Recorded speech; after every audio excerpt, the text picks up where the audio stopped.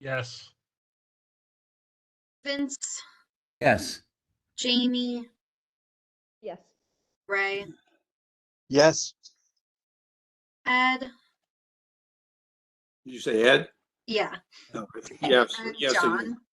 Great, thank you. And John, yes, I'm here too. Thank you. So we have a quorum. And the next thing we will do is do the Pledge of Allegiance.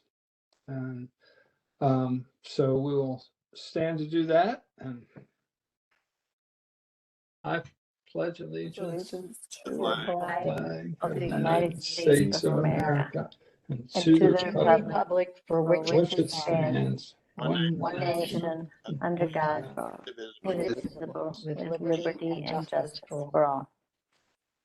Okay, I got a little ahead of myself there, but let's got that done. And good evening, ladies and gentlemen. This meeting of the Baltimore County Landmarks Preservation Commission is now in session. Please note the meeting is being audio recorded. My name is John Holman, Chair of the Commission. I'll be running tonight's meeting. We're your volunteer representatives appointed by our county councilperson or county executive and trusted to monitor renovations and additions to our Baltimore County historic resources. We review and approve nominations to the Baltimore County Preliminary Landmarks List and comment on National Register nominations. Additionally, we are charged with evaluating submissions to the Baltimore County Historic Tax Credit Program that encourages the appropriate maintenance and renovation of designated historic properties. Commissioners have already introduced themselves. We've already done the pledge, but I'd like to further state that the Landmarks Preservation Commission operates under the authority, standards, and requirements of Title VII, Article 32 of the Baltimore County Code. We refer to the United States Secretary of the Interior standards for rehabilitation as administered by the National Park Service. This is the accepted national standard for historic preservation projects.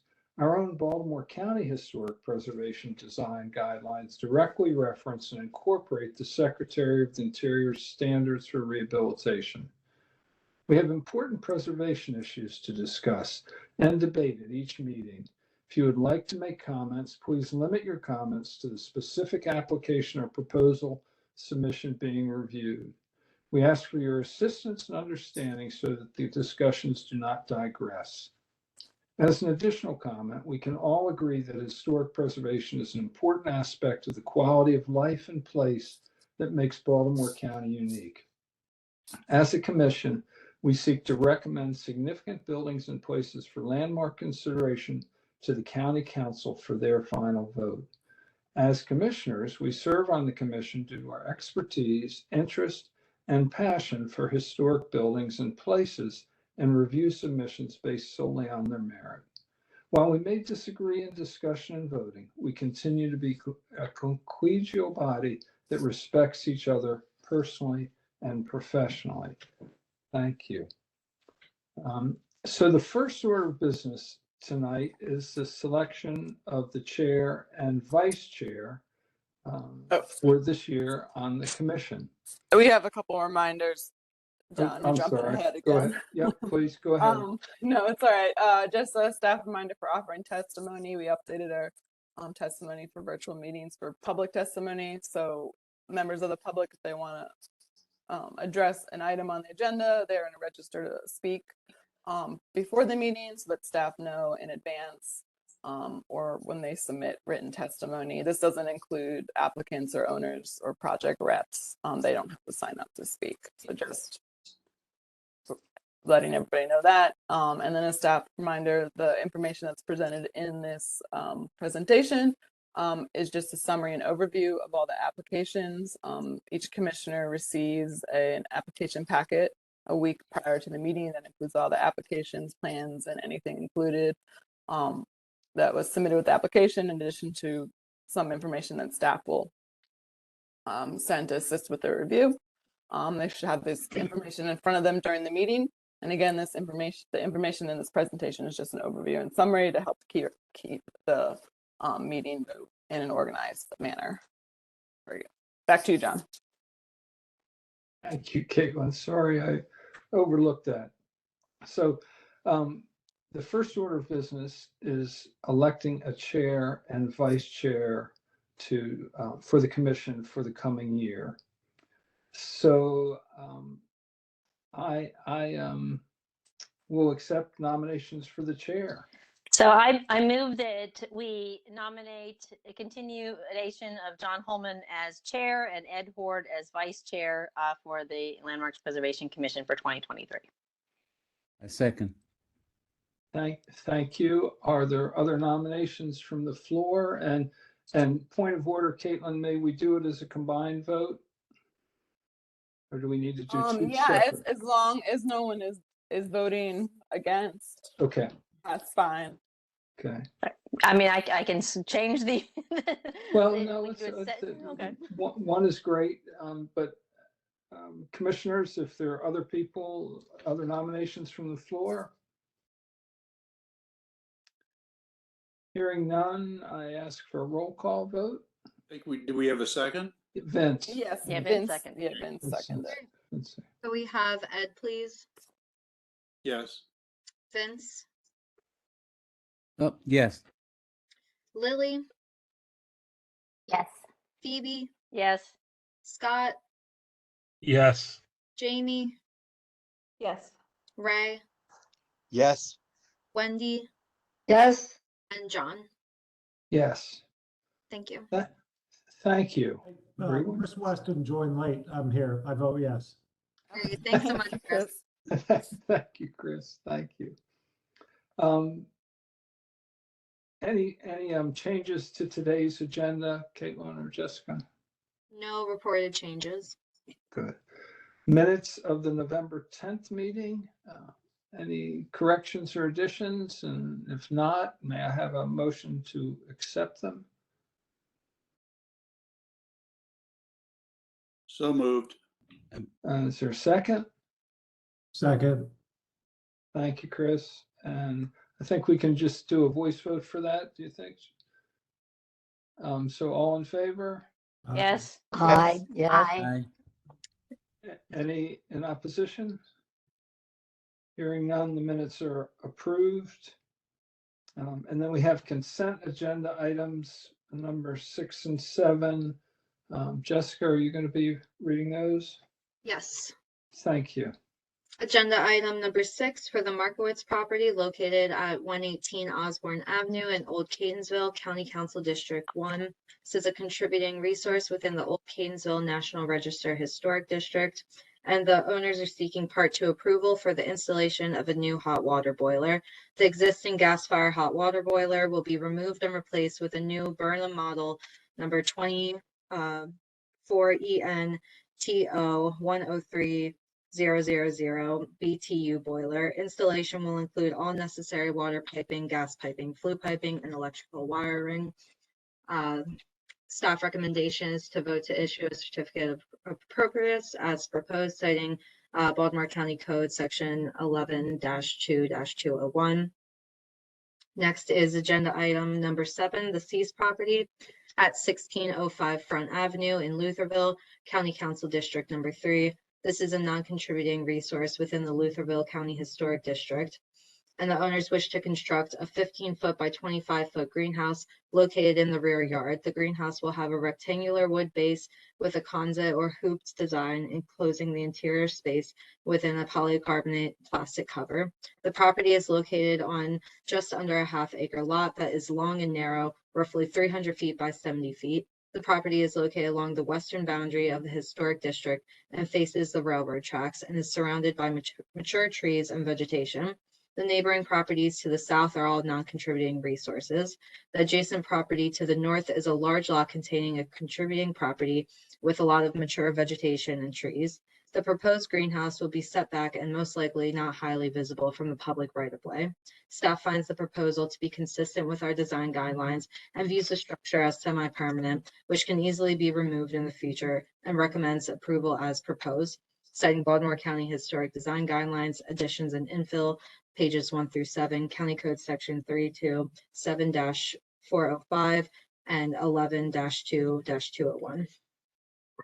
Thank you, Jessica. Any objections to either 6 or 7 being consent items and returning them to the regular agenda? Are we okay with that? I just have, I just have a point of clarification, I guess. I don't have an objection. Why is a hot water heater since it's an interior renovation, why is that eligible for a tax credit? It's eligible for a tax credit because it keeps the life and use of the historic structure by keeping it with hot water. Same thing with roofs. You can get an HVAC system is also tax credit eligible. Same with updating electrical and plumbing is Okay, also I tax guess credit I just, eligible. Yep. I mean, roofs and stuff I sort of understood. I hadn't really thought before about. Yeah, any systems are tax credit eligible because it extends the life of a historic structure and keeps it in a usable state. Thank you. Thanks, Ray. May we have a roll call vote then to approve the consent items? Have You Ed, can do it. please. I think, Go ahead. No, go ahead. Oh, no, Caitlin, were you gonna say we can? Oh no, I was gonna say you can do a voice vote for this. You don't Oh, have to yeah, do a let's do voice vote then. Okay. All in favor? Yes. Yes. Yes. Yes. Hearing no objections, the consent items are approved. And then we move on to number 5, the Friender property. Agenda item number 5, Prender property located at 207 Morris Avenue in Lutherville, County Council District number 3. This is a contributing resource within the Lutherville County Historic District, and the owners wish to construct a bluestone patio on the rear elevation and south corner of the home, located on an addition constructed in 1994. The area where the work will be located currently consists of crushed gravel with a timber retaining wall border on the southwest side and a one-story wood entry porch on the south corner. The yard will be graded as necessary for runoff control away from the house. The project consists of the following work items. Work item 1, hardscape porch and patio construction. The wood flooring and wood stairs on the existing rear side entry porch will be removed and replaced with random pattern Pennsylvania bluestone floor. The new bluestone floor will extend beyond the existing footprint of the porch to create a larger patio that will have a retaining wall and a built-in area for a gas grill. The existing porch pillars will remain in place and support the existing roof.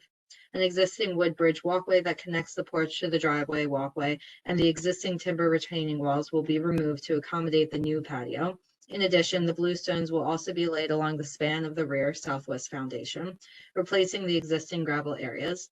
This rear patio area, labeled as a terrace on the plans, will be accessed by 2 dry-laid bluestone steps from the porch patio area. The rear patio terrace will have 2 dry-laid bluestone steps and will provide access to the house and rear patio through existing French doors. Work item 2, walkways. The existing 17-foot asphalt rear walkway that leads to the driveway and parking area located on the south corner of the property will be removed and replaced with Pennsylvania bluestone to match the rest of the patio. A new side walkway of bluestone is proposed to extend from the existing front walk around to the southeast elevation of the home and connect the new patio to the 2 bluestone steps. The Lutherville Historic Advisory Committee submitted a letter in support of the property owner's hardscaping project. This was included in your application packet. Staff finds the project designed to be compatible with the historic house and historic district and finds it consistent with our historic design guidelines. Staff recommends approval as proposed. Citing Baltimore County Historic Design Guidelines, Fences and Landscapes, pages 1 through 5, County Code Section 327-405. Thank you, Jessica. Commissioners, any comments, questions? John, just to let you know, nobody from the public signed up to testify for this. Thank you. Hearing none, do we have a motion to approve? I have a question. Oh, sure. I guess I was just wondering how the commissioners felt about the part of the plan that's labeled as a patio, which is really part of it is a covered porch area. The proposal indicates that the 2 posts are staying along with the roof that extends beyond this bump out. And in the other plan, you do, this is called the layout plan, but then the hardscape plan shows those two posts as remaining. And I believe the description also indicates that they stay, even though they don't show up here. My question is, if the, and I understand, from what I understand, this is a later addition, but if this existing part is wood and that line of, if you're looking at the at the pictures in the back or in this area, the bump out has this nice rim board and it kind of continues with the wood porch. And you lose that completely when you do this kind of random stone larger. So I guess the interface of the existing porch, wood porch, to this terrace is kind of inconsistent with that vocabulary of the wood now being all changed to stone. So my question was, is there a way to delineate and leave that existing wood grain or some consistency of material on the existing part and then add to it instead of taking it all out? Because I do feel like now you're going to get basically a roof with the two posts above a new terrace, and so it loses that original delineation of porch. We have the property owner online that I can unmute, and he can answer questions for the commission. There he is. All right, Wayne, you're unmuted.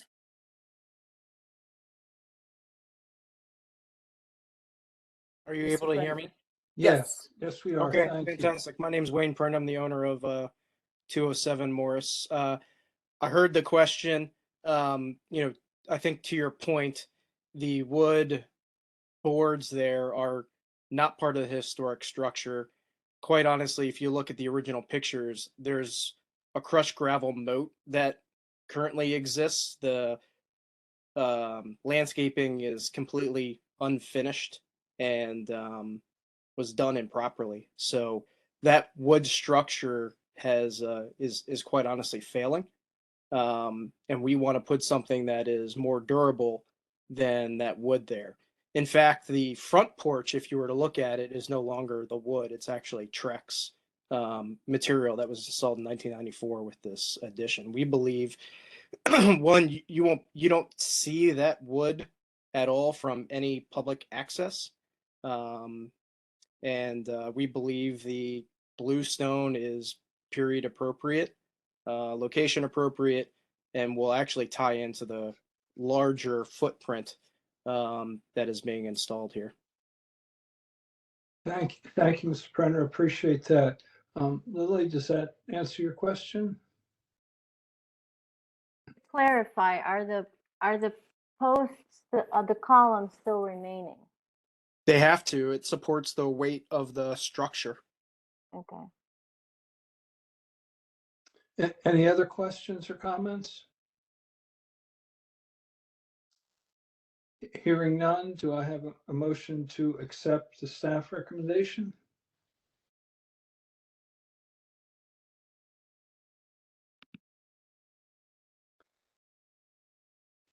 I vote to issue a certificate of appropriateness as proposed, citing Baltimore County Historic Design Guidelines, Fences and Landscapes, page 1 through 5, County Code Section 32-7-405.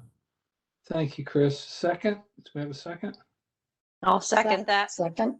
Thank you, Wendy. And then we need a vote, please, Jessica. Roll call.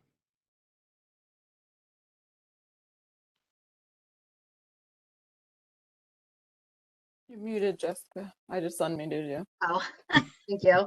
Have Ed, please. Yes. Vince? Yes, can you hear me? Yes. Yes. Okay, I'm on my wife's computer, so I'm not sure. No problem. Thank you. Lily? Yes. Phoebe? Yes. Scott? Yes. Jamie? Yes. Ray? Yes. Wendy? Yes. Chris Weston? Yes. And John? and Chris Parts. Yes. With, Oh, great. thank you. Thanks. Here now. And I say yes too. Thank Great. you. Thanks so much. Thank Thank you, you. everybody. And so now we're on to number 8, right, Jessica? Yes, this is the Burton House. Derby property at 5116 South Rolling Road in Relay, County Council District Number 1. It's a contributing structure within the Relay County Historic District, and the owners wish to remove the existing cedar shake siding to reveal the original German siding on all elevations of the home. The German siding will be sanded, patched as needed with light carpentry and finish work. Additionally, all windows and sashes will be prepped and painted with a single coat of oil paint primer and a coat of finish color paint. Staff recommends approval with the following conditions. Exterior wood repairs such as patching or Dutchman repairs must be done as per standard number 6 with in-kind replacements that match the existing in material, dimensions, design, color, texture, and other visual qualities. And second, that in prepping the exterior for painting, wooden features must be cleaned using the gentlest means possible as per standard number 7. Gentle methods include using hand sanding and hand scraping for paint removal, and water-based solutions with mild detergent and soft bristle brushes are recommended for historic wooden repairs. Power washing is not a recommended treatment, and if utilized, be done with caution and at a low pressure so not to damage the wood. A primer must be applied on prepped surface with adequate time to dry before applying exterior paint. The staff votes to issue a certificate of appropriateness with the following conditions. I was just outlined. So this is citing Baltimore County Historic Design Guidelines, facade materials, pages 1 through 12, County Code Section 32-7, 405, and 11-2-201. Caitlin, is the owner or another representative with us?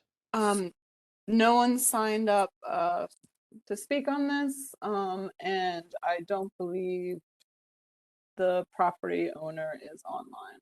Okay. Commissioners, any questions, comments?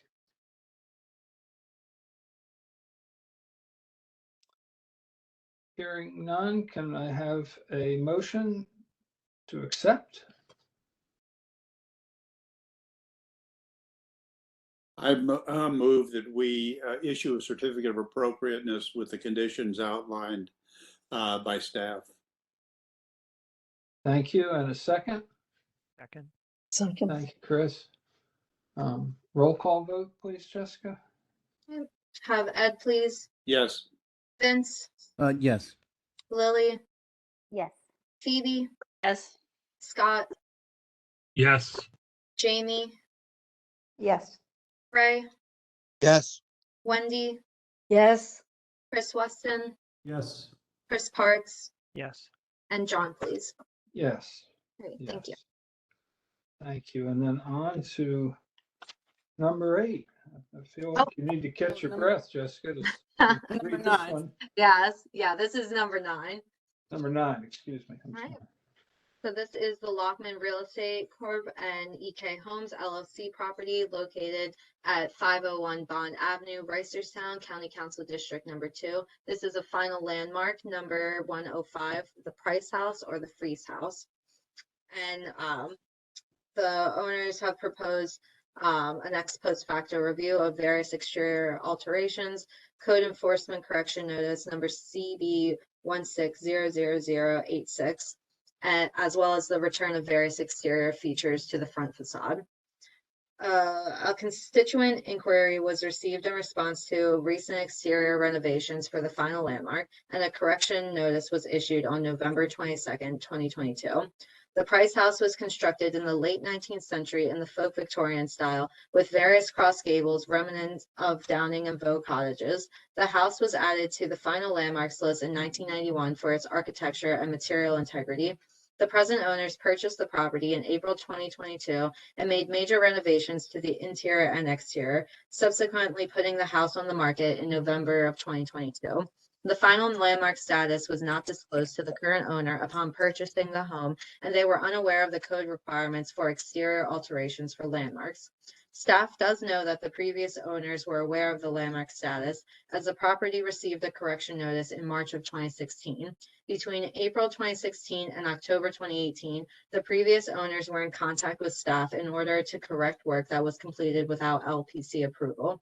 Staff provided a timeline summary and photos of the past code case to the commission in the meeting materials packet. Past work that was reviewed and approved by the LPC included the in-kind repair, replacement, and painting of exterior siding and trim and porch, a replacement of 2 existing replacement windows in the kitchen with true divided pane wood windows to match the original openings, securing the existing first floor window openings with plywood and/or existing shutters, securing existing second and third floor window openings as proposed, maintain plywood over first floor windows, maintain vinyl on second and third floor windows. Vinyl was installed without approval and was denied. However, in October of 2018, the owner mentioned that she was planning on selling the house and asked that it be maintained. No photos of the house from early 2022 were included with the application. LPC files from the previous code enforcement case documents the house from March 2016 to January 2019. Staff did include a Google Street View image of the front from October of 2021, around 6 months before the property was sold to the current owners. Staff provided these in the commission's meeting materials packet. A constituent inquiry was received in response. Oh, no, sorry. That is. I think I accidentally repeat copied it and now. pasted it twice. Sorry. That's okay. Okay. So we, the current owners are seeking an ex post facto review of various exterior alterations for the following work items. First is exterior door replacements. The application noted that previous front entry located on the south elevation was boarded at the time of purchase, and a new door was installed. In addition, a new side entry opening and door were installed on the north elevation to provide access to the existing rear porch. Staff has no issues with the replacement of the door on the rear that provides access to the rear porch, as it is located on the rear and is not visible from the public right-of-way. From staff's photos from 2016 and 2017, the original side lights and transoms are present and visible. The side lights and transoms are features of front entry doors on folk Victorian house styles. Regardless, if the original door or transom and side lights were present or not, the existing opening was expanded and a large modern style replacement door was installed. Our design guidelines state that original exterior doors must be repaired, and when repair is not feasible or the door is missing, it should be replaced in kind with a door that replicates the original door in size, material, profile, number of panels, and other character defining features. When the door is missing and no evidence exists, a replacement door style should be consistent with the house's architectural style. In addition, transom sides and fan lights are important components of a historic door and must be replicated to match the original door frame in design materials, type of glass, and pattern design. Both the opening's expanded size and replacement door are not compatible with the style of the house and do not meet our design guidelines. Staff does not recommend approval for the expansion and replacement of the front entry as completed. Staff recommends that the front door replacement be removed and a more compatible wood door with side lights and transoms that match the photos from 2016 and 2017 be returned to the house. Work item number 2, windows. The applicant noted the following changes occurred. All existing windows were replaced with 1/1 vinyl sashes on the northwest elevation close to Bond Avenue. 10 existing 3/1 windows were replaced with 1/1 vinyl windows. No information was provided about the previously existing windows material. On the front facade, the gable wing windows were adjusted to accommodate the first floor kitchen layout and infrastructure updates. 3 of the existing windows, including one 4/4 center window on the second level and 2 floor-to-ceiling windows on the first level, were enclosed and covered with shingles. 2 arched windows were replaced. One on the northwest elevation was removed to accommodate the HVAC unit located in the attic space. On the rear, 4 windows were removed and enclosed and covered with shingles. 2 center windows and 2 on the second story of the rear gable wing. Arch cross gable window was replaced, and on the south elevation, 3 openings were enclosed, including a door opening covered with shingles. The applicant noted that the majority of windows and shutters were previously removed and are boarded with plywood at the time of purchase. However, no detailed information about the style, material, or conditions were provided with their application. Staff notes that originally the house had 42 windows, 2 of which were previous replacements located on the north side closest to Bond Avenue in the former kitchen. The previously existing windows included a mix of 2/2, 4/1, and 6/1 wood windows, and 3 2/1 arched windows in the cross gables. There were 14 windows on the first floor, 16 on the second, and 12 on the third. Our design guidelines state that changing the location, covering up, changing the dimensions of a window opening, or adding new windows is not appropriate, as it disturbs the structure's rhythm and undermines the historic integrity. The LPC does on occasion approve enclosing, enlarging, or adding a window at the rear or other portions of the house that are not visible from the street. If the proposal respects the historic character of the house, in addition, our design guidelines state that historic wood windows must be retained and repaired. If they cannot be repaired, they must be replaced in kind, meaning replacements must match the original in size, sash, and light configuration, and other visual qualities. In addition, it states that vinyl or metal-clad windows are not permitted as replacement material in historic dwellings. Windows are character-defining features on historic homes. The style, arrangement, size are all indicative to a house's architectural style and the period it was constructed. From looking at current photos of the house, staff noticed that the replacement windows also appear to be smaller than the previously existing window openings. You can easily see where the shingles were filled in. The front gable wing window replacements do not align vertically and look out of place. The floor-to-ceiling porch windows are a hallmark characteristic of the folk Victorian house styles, their enclosure dimensions, and overall character of the house. In addition, the replacement window sizes, style, and materials do not match what previously existed on the house as per our design guidelines. Staff understands that the only visible facade is the front from Bond Avenue from the railroad side, and that some of the windows on the rear and side elevations that were 6/6 appear to be earlier replacements. The 2/2 were most likely to be original. The following recommendations are for the front facade only. To approve the window enclosures and replacements on the front facade as they do not follow our design guidelines. Remove all windows and open all window enclosures and install wood true divided light windows that match the previously existing window styles and dimensions. Gable wing windows need to be removed and replaced with a window that matches closely to what previously existed, and to return the 2 arched windows in the cross gables on the 3rd floor. Although staff's recommendations do not address all alterations to the exterior, it addresses the changes on the primary facade, which is the most visible elevation. These recommendations will bring some of the alterations in compliance with our design guidelines and return important features to the house. Work item number 3, the front porch. Application notes that at the time of purchase, the front porch had been dismantled and the stairs were removed. The current owners reconstructed the front porch roof, deck, railing, and stairs. The existing columns were retained and new lattice and lighting was installed. Staff notes that the location of the porch stairs have been moved. Although not ideal, the location does not distract or take away from the character of the porch. Staff recommends to issue a notice to proceed as completed for the porch work. Work item number 4, pathways. The application also includes work for new pathways. However, this is not part of the LPC's purview since the property does not have a setting. In addition to the ex post facto review items, the applicant is proposing additional work items to return some features back to the house, using some photos from 2016 to 2019. Work item number 5, decorative sunburst gable detail.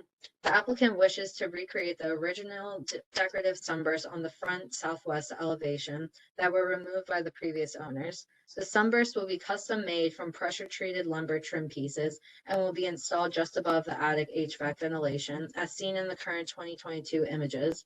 The sunburst will be slightly smaller than the original due to attic ventilation requirements. While staff has no issues with this, however, they would like to see more detailed drawings and plans of the sunburst. From our files, the previous owner had removed them and was restoring them. Staff has some close-up photos of the originals that we're happy to show. These were a large decorative piece, and a smaller size will make them look out of place. Staff recommends integrating the HVAC vent into the sunburst. From the 2016 photo, you can see that the sunburst comes out of the facade several inches and would be allowing for a vent to be hidden underneath. Staff encourages the commission to discuss this more. Work item number 6, install vinyl shingles. The applicant proposes to remove the previously installed lap vinyl siding on the third story levels and replace with boundary 7-inch staggered shake vinyl siding to mimic the existing original cedar shake shingles present on all other levels. Staff would like to note that the house is sheathed in shingles as the surface appears to be smooth and does not have the rough surface texture as shakes. No information was provided if the original wood shingles remained underneath. Staff encourages the commission to discuss this. Staff recommends that if the original wood shingles are underneath, that they be repaired rather than replaced with vinyl. Otherwise, staff recommends replacing the vinyl with wood shingles that match the texture, pattern, and dimensions of the existing shingle siding. Work item number 7, gingerbread porch trim. The applicant proposes to replicate the gingerbread trim detail that previously existed on the porch cornice. The trim will be custom milled to recreate the decorative pattern as close as possible to the original. A section of the original trim was retained for reference. Staff encourages the commission to ask if the applicant plans to add the decorative brackets and dental work on the porch cornice seen from the 2016 photos. Staff recommends approval with the conditions that the brackets and dentil details be returned to the porch cornice as well. Work item number 8, the faux arched windows. The applicant proposes to recreate the 2 arched windows located on the 3rd level of the front elevation by custom fabricating rounded trim installed above the existing 1/1 vinyl window. An obscured custom cut piece of glass from Hodges Window and Glass will be installed within the semicircle of each window trim in order to mimic the original arched windows. Staff appreciates the applicant's attempt to return this feature to the house.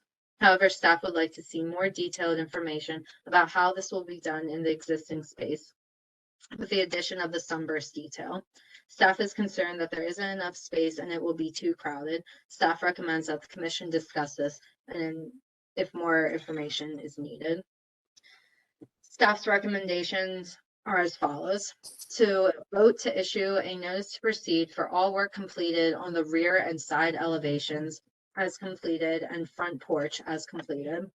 Vote to not issue a certificate of appropriateness or notice to proceed for the work completed on the front elevation, including the following: front door replacement, window replacements, and closing window openings.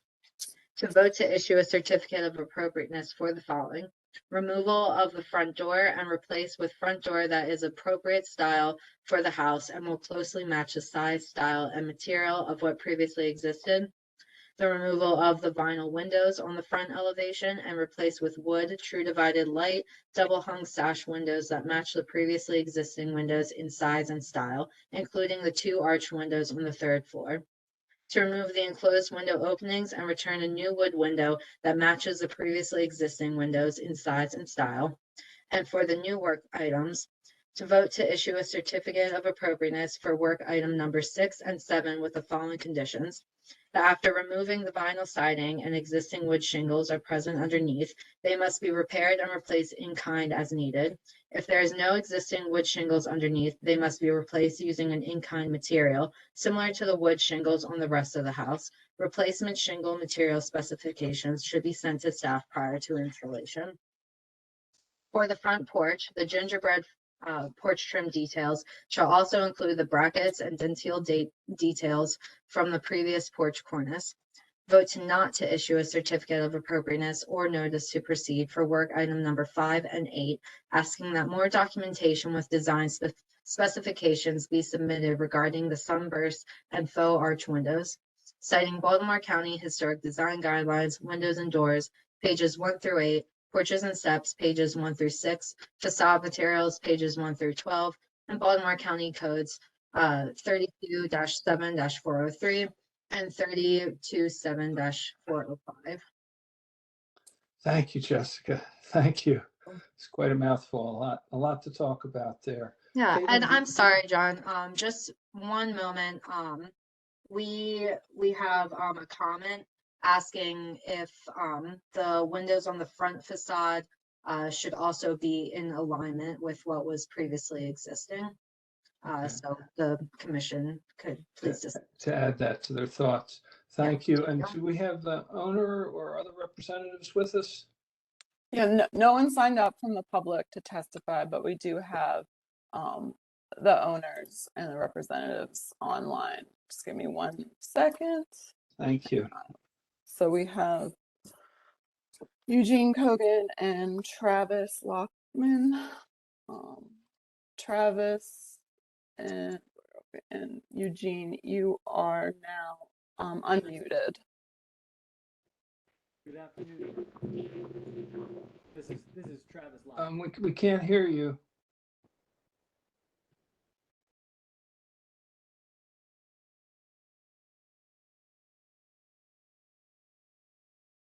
Good Right. afternoon. Good evening. Can you guys hear me okay? Travis, we can't hear you too good. No. We can hear you, just you're not very loud. Okay, let me see if I can. Oh, that's better. Oh, is that better? Okay, good. Yes, yes. Yeah, that's perfect. Thank you. I had a notebook sitting on my computer. Sorry about that. Okay. And don't cover the speaker. Yeah, right, exactly. Are there comments you'd like to add to anything that, Sorry, John, could you repeat that? I apologize. is there anything you'd like to add to what was just presented? No, I think the main portion that we wanted to get across to is this is felt very poorly that we just had no idea about any of the historic landmark guidelines. When we bought this property, it was directly as a private sale. We do like marketing, and essentially she reached out to us, and it was a very quick transaction with no disclosures about anything that had happened in the past. So we kind of just immediately began our process, and from the moment we started, the place was just in severely damaged condition, in all, interior and exterior, and had been that way, I think, for 15 plus years. So anyhow, that's kind of how we got to where we are, without any, understanding from your board. So that's where we are now. And I just wanted to make sure that was clear. It wasn't something we were doing intentionally by any means. And anyhow, that's why we went ahead and did our best to propose some corrections as we could. Thank you, Travis. My suggestion to the board, and let me preface it with, I so appreciate Caitlin and Jessica and their team's hard work going through this piece by piece. But my suggestion to the board is that for the moment, we just consider the work in its entirety and the house in its entirety and what we think should be done. Any other extenuating circumstances on whether they knew or did not know, I think we will deal with as a secondary issue. Typically, of course, our position is that not knowing about landmark status is not an excuse not to protect the building. But again, let's set that aside for the moment and just concentrate on what we think of the work and what might be done to remediate it. So with that, I open it to the commission. I'll go, John. I believe that house needs to be restored to the condition that existed when it was a landmark. And that's it. Okay. And so the path to that would be engaging an architect. I'm not sure. I would recommend very strongly that an architect we can't operate from drawings with sketches on top of them. I think we need real drawings that show us how they're going to do it and show us that it will match what was there before. I mean, I don't trust it at this point. Looking at how they did that front facade with this beautiful array of windows positioned symmetrically and beautifully, and then just sort of randomly, like, through windows at the facade, and they're just all over the place. And it just, I think you need a set of real drawings that show how it's going to be put back, dimensions, how the trim works, the widths of the trim. We need a set of architectural drawings that are done by someone who understands how architectural historic buildings work. It's clear that they don't. have an understanding of that, and they need help. And the only way they're not going to get it by sketching on top of existing drawings and trying to show something. It's not working. I think they need it. They need someone to help them get this back to where it was. Any other comments? Yeah, I had a comment. Kind of picking up what Ed was saying, because that was going to be my suggestion as to whether or not they had thought about contacting someone with historical renovation or rehabilitation background in architecture. So if that's kind of the direction we're thinking about, to what would be the scope of work? Our professional staff concentrated on the front. Is that satisfactory to the commission, or do we need to do more?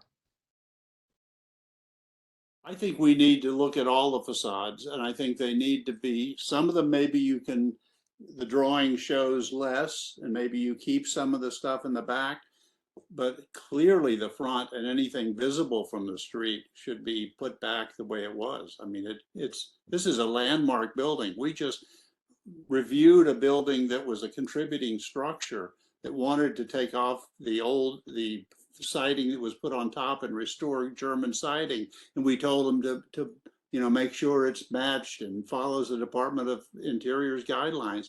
This is a landmark. This is not just a contributing building. It's a landmark structure. And the fact that it's done the way it's done, with removing windows and misaligning them, is just, I don't know how anyone could do that. I don't care if you thought it was historic or not. I would have lined them up. I mean, it's just a normal design. Anybody with any design sense would do that. I mean, I just don't get it. So I think we need real drawings, real thing, and I think they ought to come back with those real drawings, and I think it ought to show all the facades and how they're treating each of the facades and what they're going to do with them. And any I other would say to the maximum extent allowable by code or commission or easement, whatever you want to say there. any, I guess, John, go ahead, Chris. chime in. I will say, I think the rear of the building looks far more organized than the front. And I think and I think creating a drawing that illustrates that, I think, my sense is that much of what was done on the rear can probably be, recognized as, and I think we'd have to take a look. It would be interesting to see what was, there before. But I think what I see from what was there before and what's boarded up to what's there is that most of what was done on the back recognizes, the openings that were part of that original structure. And I think the worst, offense is the front of the building there. So I would concur with Ed, but I think, make the focus what's visible and probably the most egregious edits to the building there. Okay, thank you. Anyone else? I had a question. Sure. If the owner is still there? Yep. Yep. They're both still unmuted. Yep. My question is, were there pictures available of what the home looked like prior to purchase? So we've got the essentially the photos from like 2019, but we don't have anything else. I mean, as far as the facade, we have some interior stuff that has like, just some of the infrastructure updates, and we can send the photos that we have, and one other thing I wanted to mention to you guys, we certainly did go through the channels of permits. We pulled electrical, plumbing. I mean, we did kind of work through all the county guidelines from a construction standpoint with the upgrades done. So I just wanted to make sure that was clear too, that the appropriate permits were pulled for the plumbing, electric, and HVAC, et cetera. Yeah, thank you for that clarification, Travis. So what I'm hearing from the commission is the germ of a resolution that would say to please remand this back to the owner to gather an architect into the discussion to recreate the facade and the exterior more to what it was originally. Is that what I'm hearing? And would somebody make that a motion if that's what if I'm catching the right sense of it? So moved.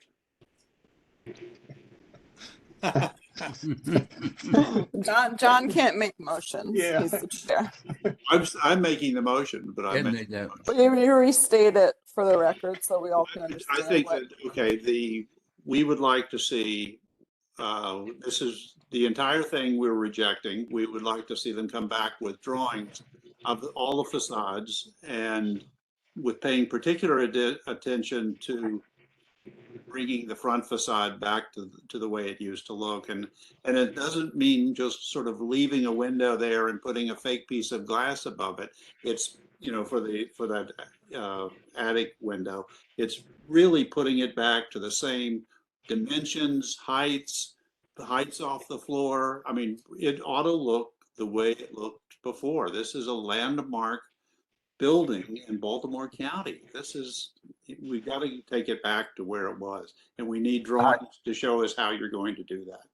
And do I have a second for that motion? Second. Second.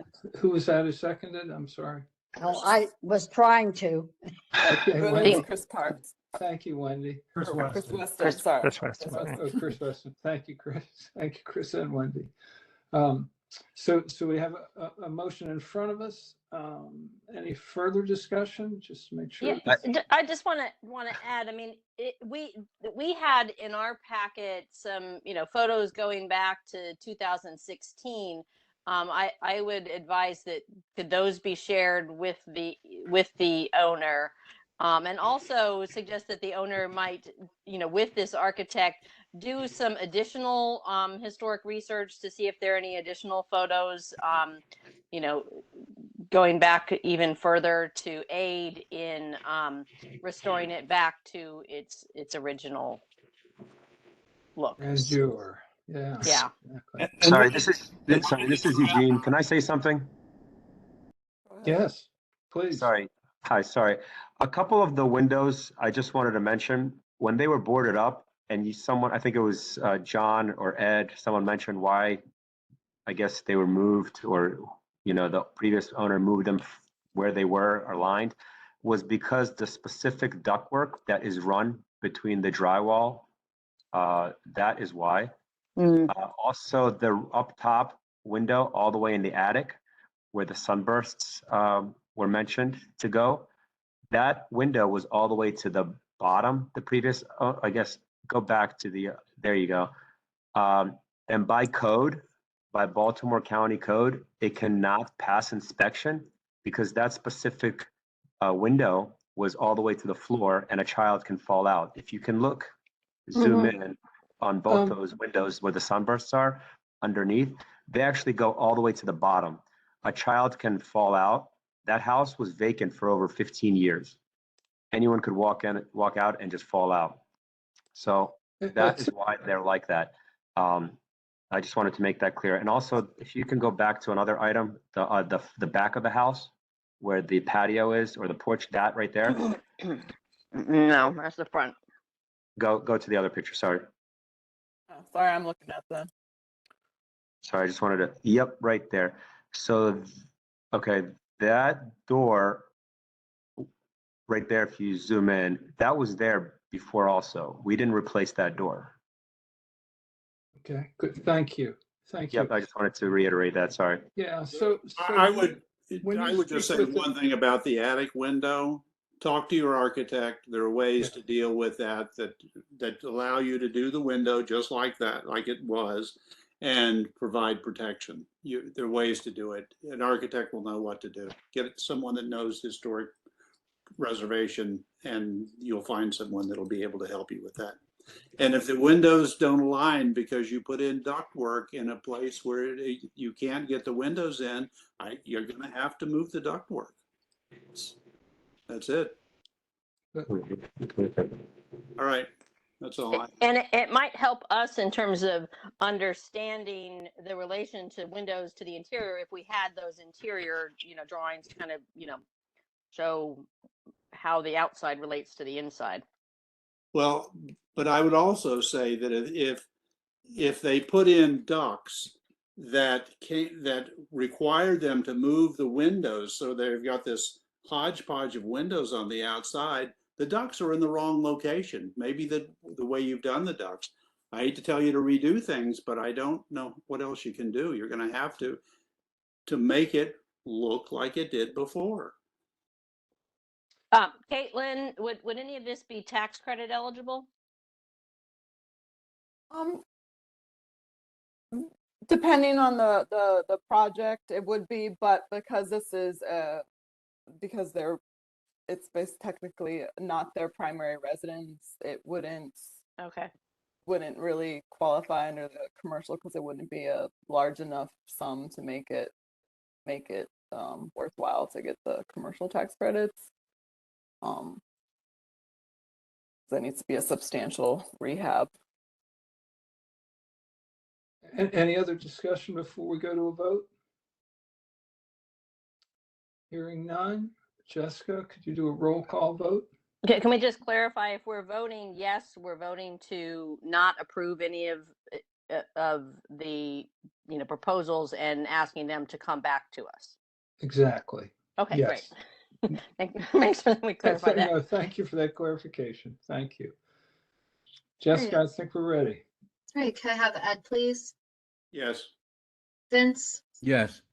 Lily? Phoebe? Yes. Scott? Yes. Jamie? Yes. Ray? Yes. Wendy? Yes. Chris Weston? Yes. Chris Parts? Yes. And John, please. Yes. Thank you. And to the owners, thank you for being with us tonight. And you can be in touch with Caitlin and Jessica, and they will give you some guidance to how to proceed with that motion. And now our next item is number 10. You ready for that, Jessica? Yes, sir. Thank you. It is agenda item 10, the Union of Brothers and Sisters of Ford Ashbury, Inc., Stylemark Properties, LLC property located at 11646 Philadelphia Road in Perry Hall, County Council District number 5. This is a final landmarks number 181, Union of Brothers and Sisters, Laurley School. The Union of Brothers and Sisters Laurley School is a vernacular frame structure originally constructed in 1874 and served as a local school and as a lodge hall for the African American community of Laurley. It was placed on the final landmarks list in September 2000. Staff provided the property's Maryland inventory form to the commissioners in the meeting materials packet. And just to note that the house was relocated 75 feet northeast from its original location on Philadelphia Road to its current location sometime in the late in 2005 or 2006. So it's really just set back from the road a little bit. The applicant is proposing the following work items. Work item number 1, window repair. The applicant proposes to repair all 10 existing windows. The windows appear to be wood 6/6 sashes. The repairs will include the following: replacing glazing, replace broken glass where needed, and interior and exterior trim will be repaired, scraped, and painted. Staff asks the commission to confirm the types of repairs that will be made to the trim and sills. Work item number 2, shutter replacements. All shutter sets, 12, and associated hardware will be replaced in kind. The application did not provide a lot of information about the existing shutter's condition or its style. From the photos submitted, there appeared to be 2 or 3 pairs of louvered shutters. The application stated that the new shutters will match the existing. However, no additional information about the design of the replacement shutters was provided. Work item number 3, return of 2 windows where they were previously existing. The applicant is proposing to return 2 windows on the first floor of the front elevation where 2 windows previously existed as seen in an older photo. The application indicates that selective demolition will be done to determine the exact location of the previously enclosed window frames and that they will be aligned with the windows on the second story. However, the plans that were submitted show a bathroom on the first floor that would prevent the windows to be vertically aligned. Staff asked the commission to clarify this. The replacements will be wood, custom fabricated to match the window profiles, rails, and buttons of the existing windows. So staff recommendation is to issue a certificate of appropriateness with the following conditions. One, that wood window repairs such as patching or Dutchman repairs must be done as per standard number 6 with in-kind repairs that match the existing in material, dimensions, design, color, textures, and other visual qualities. And 2, that in prepping the exterior for painting, wooden features must be cleaned using the gentlest means possible as per standard number 6. General methods includes using hand sanding and hand scraping for paint removal, and water-based solutions with mild detergents and soft bristles brush are recommended for historic wooden repairs. Power washing is not recommended treatment, and if utilized, it must be done with caution and at a low pressure so not to damage the wood. A primer must be applied on prep surfaces with adequate time to dry before applying exterior paint. And 3, specifications for the in-kind shutter replacements must be submitted to staff prior to the start of work. Citing Baltimore County Historic Design Guidelines, Windows and Doors, pages 1 through 8, County Code Section 32-7-405. Thank you so much, Jessica. Is the owner or representative with us, Caitlin? Yes. We And have Dominic online. All right, you're unmuted, Dominic. is there anything you'd like to add to that introduction, Dominic? With this particular property, it is 2 windows that were previously covered up, and those 2 windows are actually have been uncovered from the interior, so you could actually see the framework that's actually there. 2 pieces of wood was placed in the center of those 2 windows to actually accommodate the sheetrock. So we removed those, and I think if you go back to an interior photo, let me see, not that one. It's another interior photo where it actually shows the window placement and the framework is already there. All we have to do is remove the siding from the exterior, and it does align. That bathroom that was actually constructed, it's right to the edge of the window, so it wouldn't impede putting the windows back. Also, the windows themselves, we actually had a woodworker actually create the bit profile for the wood and the shutters. That way we can return those shutters back to the period. We also actually had the hinges. It's also included in the packet to where the hinges are, so the shutters can actually open and close, you know, based on the shutters that were actually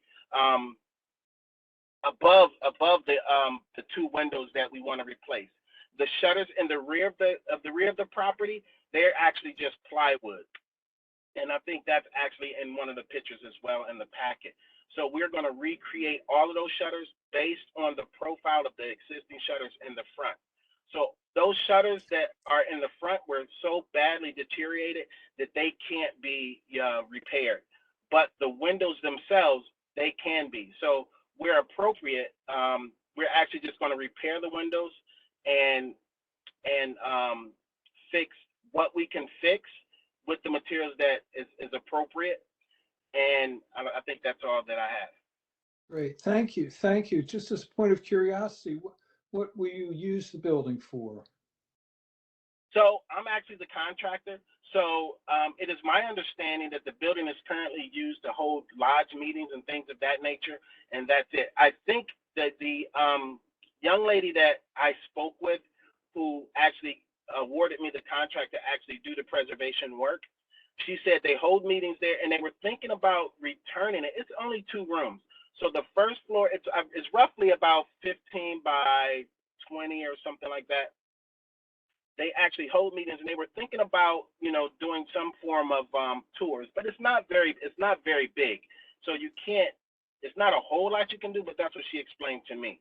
Good. Thank you, thank you. And as another point of interest, some of the commissioners may remember Lewis Diggs, who served on this body, and this building was included in one of his books. All that being said, any comments from the commissioners? I had a comment. Yes, Vince.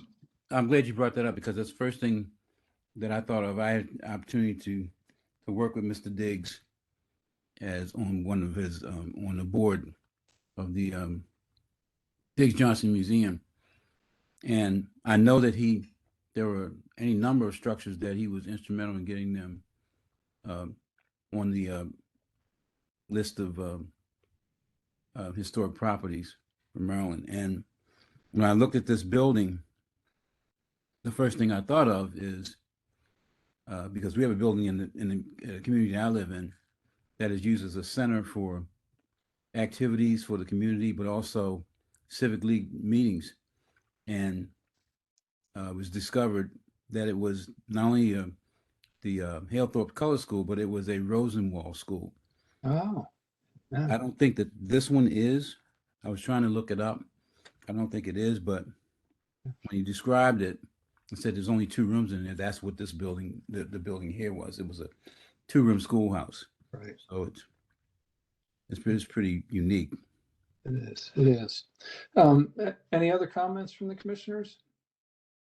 I just wanted to share, I'm happy that it sounds like the bathroom doesn't interfere with the windows aligning top and bottom. And that's good to know because I was going to suggest that we get those to align, but that's great.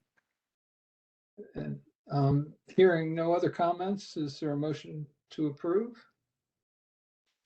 I would move that we approve in alignment with the staff recommendations. Thank you. Second? Second. And that was from Lily? Yes. Thank you, Lily. And then a roll call vote? Okay, could I have Ed, please? Yes. Vince? Lily? Yes. Phoebe? Yes. Scott? Yes. Jamie? Yes. Ray? Yes. Wendy? Yes. Chris Weston? Yes. Chris Parts? Yes. And John, please. Yes. Yes. Great, Thank you, Jessica.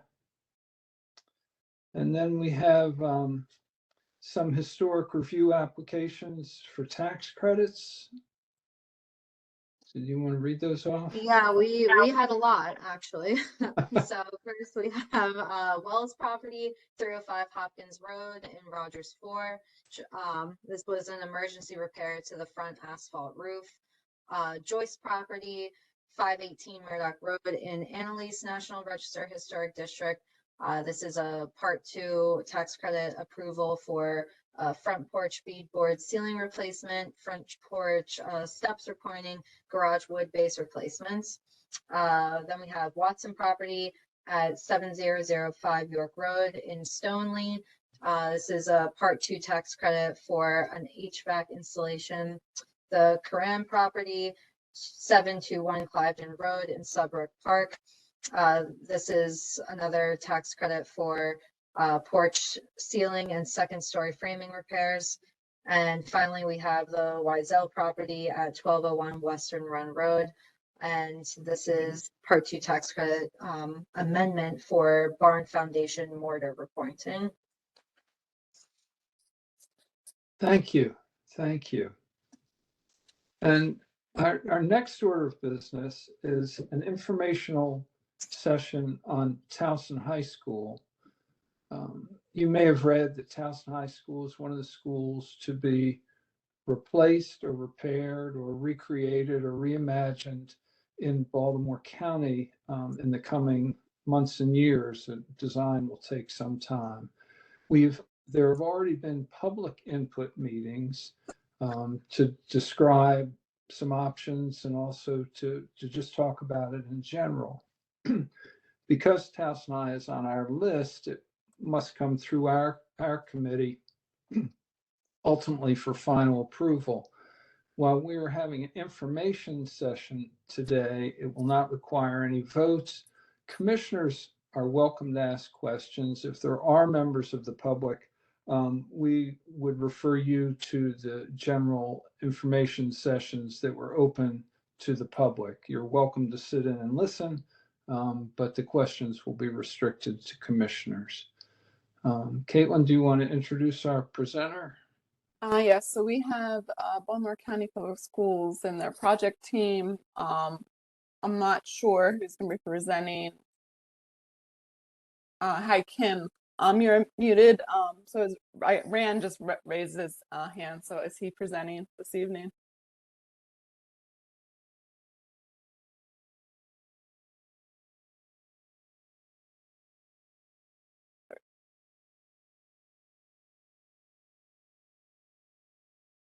Hi, Rand. Are you presenting for us this evening? He's saying yes in the chat, Caitlin. Oh, yes. Okay.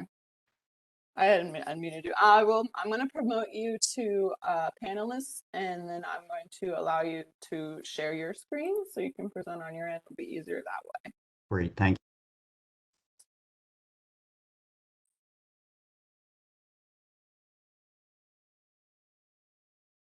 Just stop sharing my screen. Yes.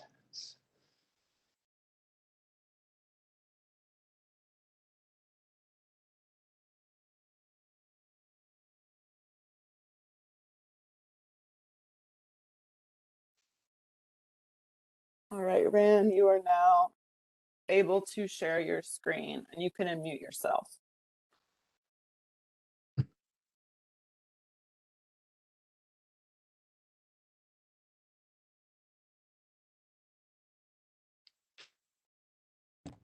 Sorry about that.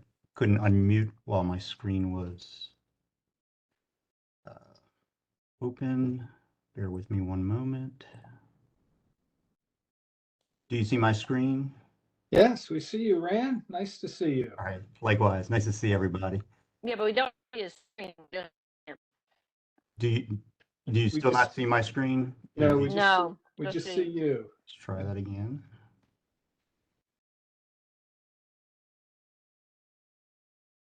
So I'm hitting share screen, screen 2.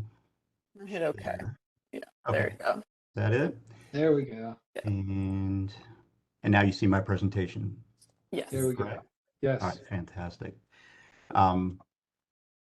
Thanks everybody for the opportunity to get in front of you. I know it's late. I'll try to make this as brief as possible, but share all the information.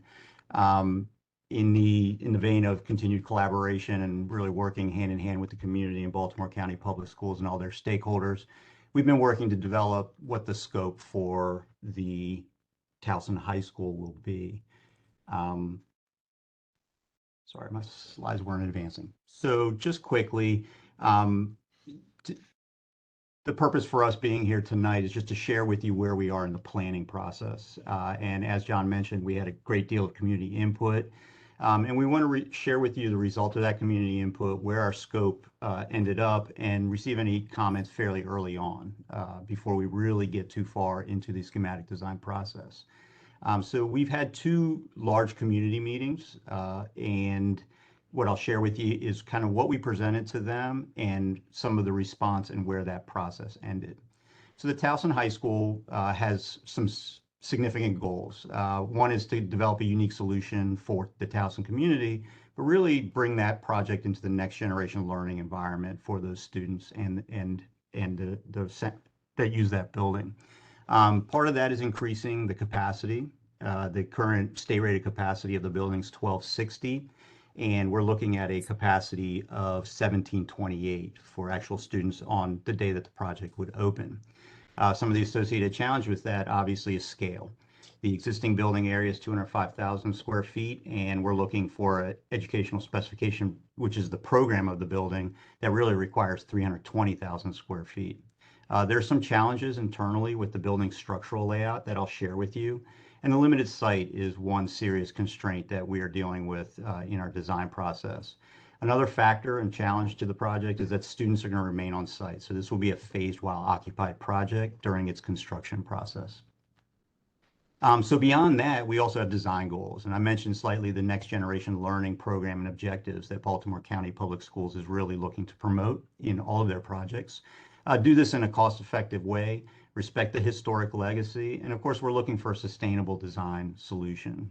We're targeting 2 globes from the Green Globes process.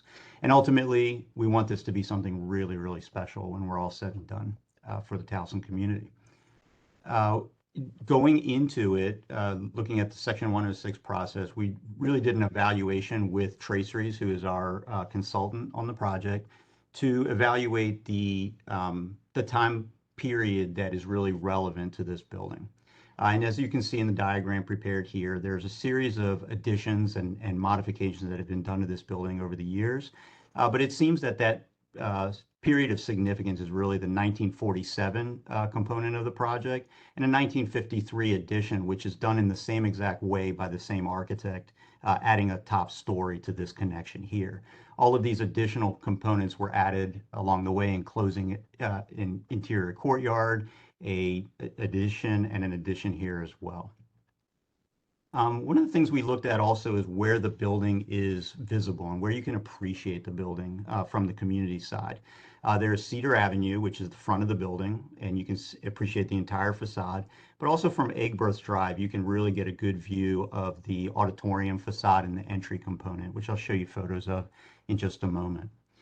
And some of the character-defining features that our friends at Traceries prepared for us really focused on the mid-century modern design, the horizontality, the ribbon windows, the main entry and the porch on the main entry, as well as this tower component. The stone is also a really interesting feature of this building. It really gives an image of that facade. Inside the building, there are really only 2 spaces that retain their historic significance, and they're the main lobby at the front door, and there's also a lobby at that theater entry component. Moving out to the site, I just want to share with you, as we did with the community. So we were very open about what the goals and the challenges of the project were, so that everybody was on the same page. And listed on the left in the table is the educational specification of what a high school would typically have on its site.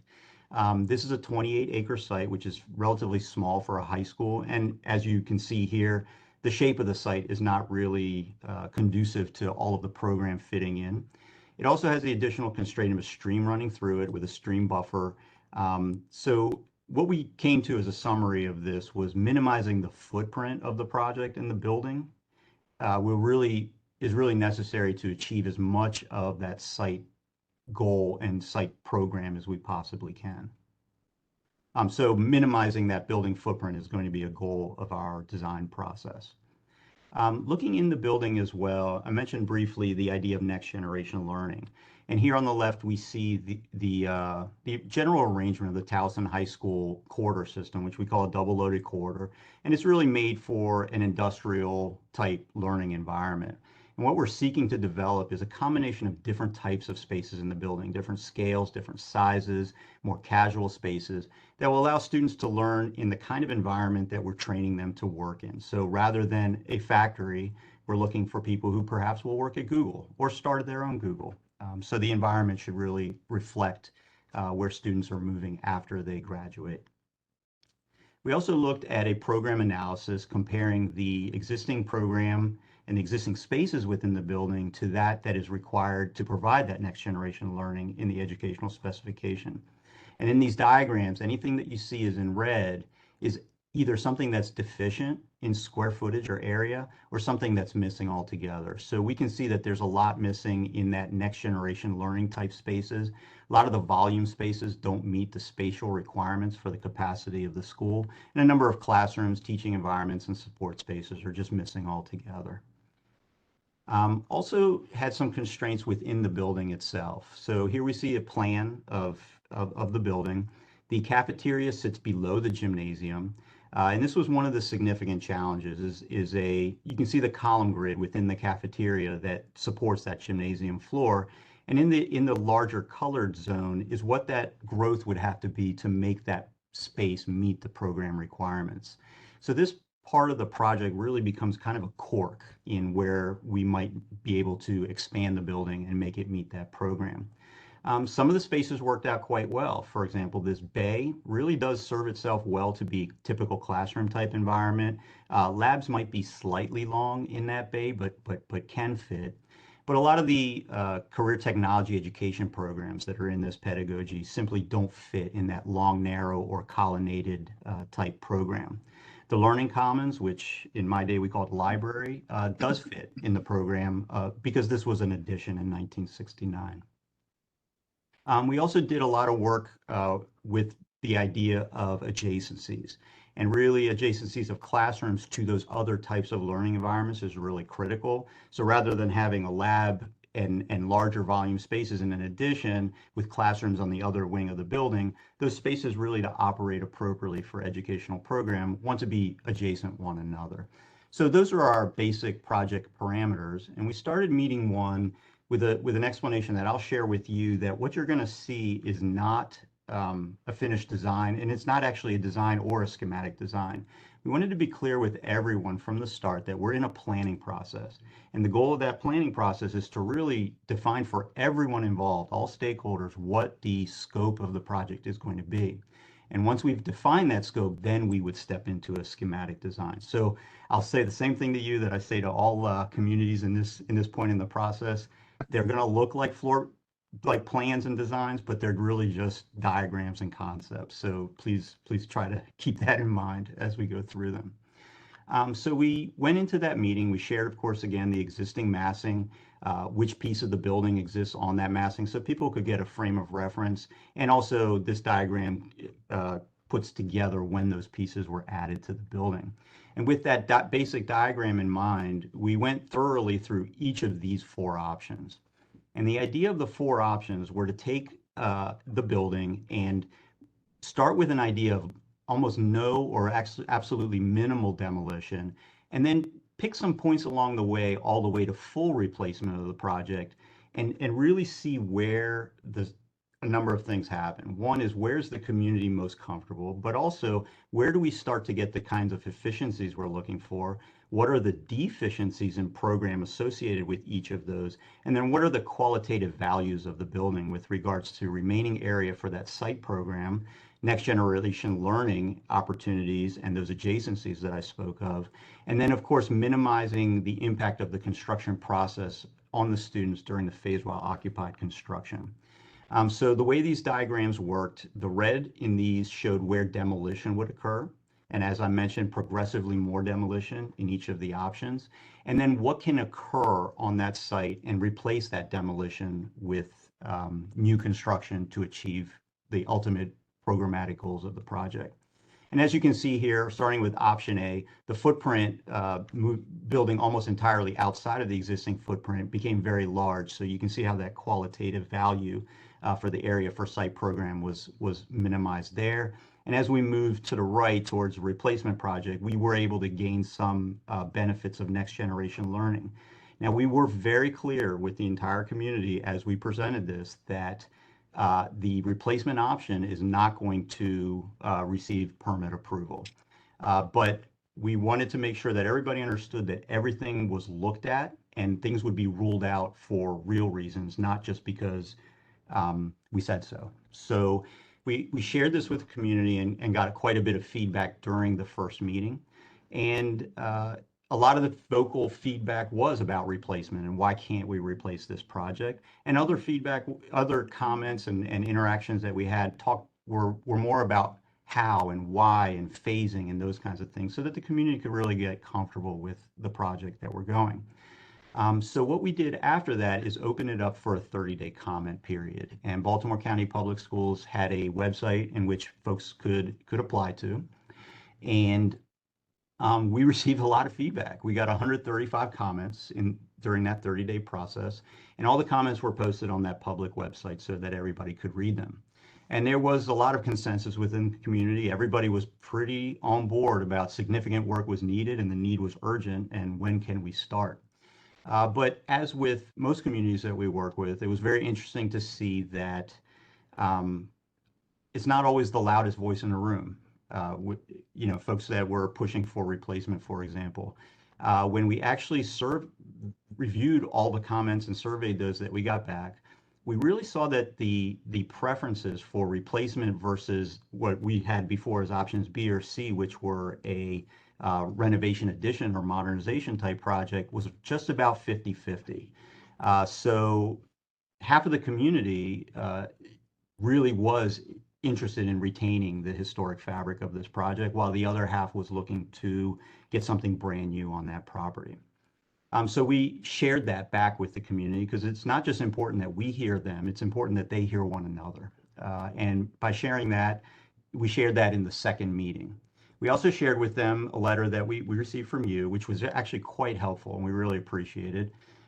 It talked about option A and B complying and option C subjugated, and option C wasn't the preference, but what was really valuable to us is that you told us the why. And that will allow us to move forward in design and make sure that we address those as we take next steps. And of course, you mentioned that option D is not permissible, reaffirming what we had already shared with the community. So the analysis of that we shared with community was that the option A really didn't do enough to get this project into the next generation learning environment, or didn't really meet the programmatic and instructional goals of the whole project. So the community sought to eliminate that. And as I mentioned, they were equally split between a renovation addition option, which retained historic fabric, versus a replacement option. So that, in addition to the idea that it's not really a feasible, permissible approach, we eliminated option D with the community as well. And as you mentioned in your letter, the Department of Planning will likely support a variant of option B. But some of the program adjacencies and requirements we couldn't quite get in option B. So we want to seek a way to not get all the way to option C, but find some sort of hybrid approach between the two that meets the requirements and the goals assigned in your letter in our conversations in option C, but keep it meeting those requirements. So this was the scope hybrid that we proposed. And in this hybrid, you can see that the existing instructional wings of the building are 3 bays deep. So it's a classroom, center corridor, and another classroom bar. So our proposed hybrid, rather than demolishing these wings in their entirety, which we understand are really important facets of the facade and the massing, would be actually to take those down behind the corridor line, and then take down those additions that were added later in the project, which would retain the entire front facade and retain the connection that leads back towards the theater, and retain the theater volume in its entirety. What that will allow us to do with new construction is, as I mentioned, retain all those components. And again, remembering the view lines of the building, these are the pieces that are actually visible. And now behind this instructional bar, which is small and narrow, we can now get the larger volume and the collaboration type spaces and the next generation learning spaces with the appropriate adjacencies to those classrooms. So we're getting those adjacencies, we're promoting the next generation learning, and we're keeping those sight lines of what was historic, still looking at historic facades and fabric. Looking at the qualitative and quantitative values of the hybrid approach, you can see that because we're building more new construction, we can be slightly more efficient, but where we're gaining from an instructional standpoint is really in the next generation learning, because of those adjacencies and the types of programs we can put one next to the other. So we concluded that meeting, and that scope of modernization and restoration was fairly well received. There were no real questions with regards to the scope or challenges to the scope. The comments and questions were more technical in nature, had to do with phasing and timeline, potential relocation of students, which was not possible, and the scale of the school. Will the school be large enough to meet the community's needs? So we felt that we had really positive community feedback and interaction at those meetings. And we did share what our remaining process is going to be, and we're starting now to move into schematic design.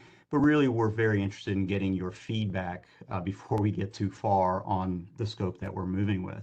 And I will reiterate that the plan that I showed, the axon diagram, is not our design. It's not our schematic design. It's a diagram showing what we think, what we hope to understand is malleable and what is not. And thank you for your time. I know it's a long evening, but we're happy to engage with you and hear everything that you have to offer and share with us.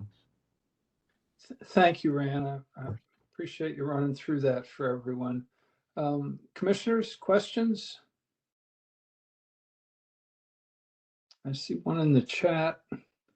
I have one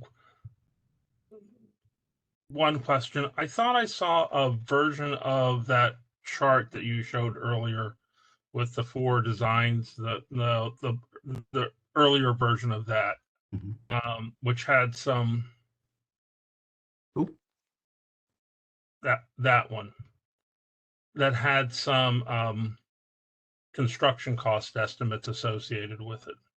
No, what we had is with each one we assigned an efficiency, a net to gross ratio, which would result in different total gross areas. But we're not at the point where we've been doing any cost estimating yet.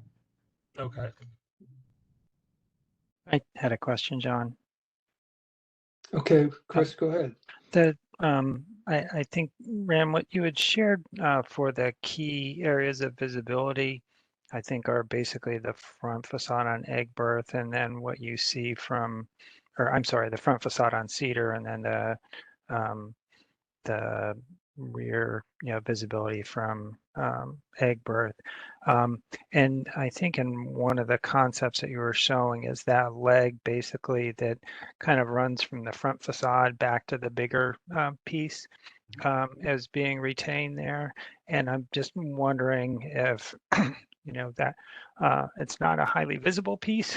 And I was just wondering if that's something that, it didn't look, I think, aside from the scenario that basically left the corner along Cedar Avenue, was there a scenario that you looked at that, that touched that section?